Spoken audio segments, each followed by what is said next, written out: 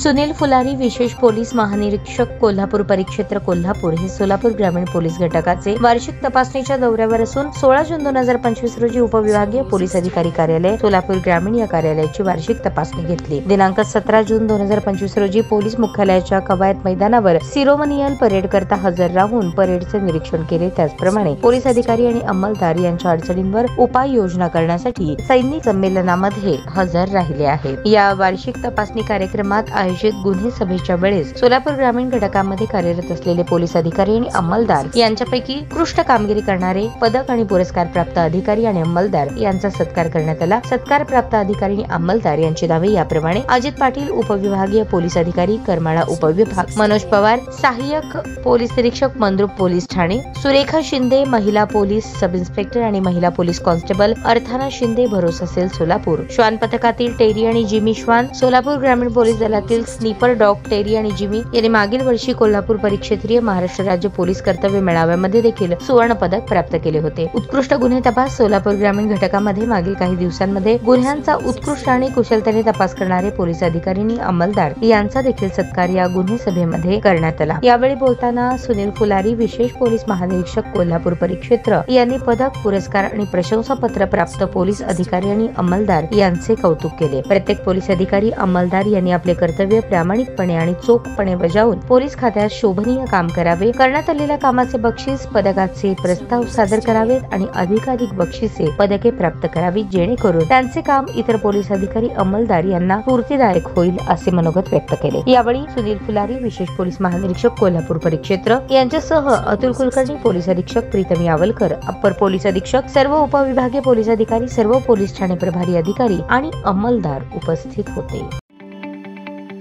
ताज्या बातम्या पाहण्यासाठी प्राईम महाराष्ट्र न्यूज चॅनलला सबस्क्राईब करा।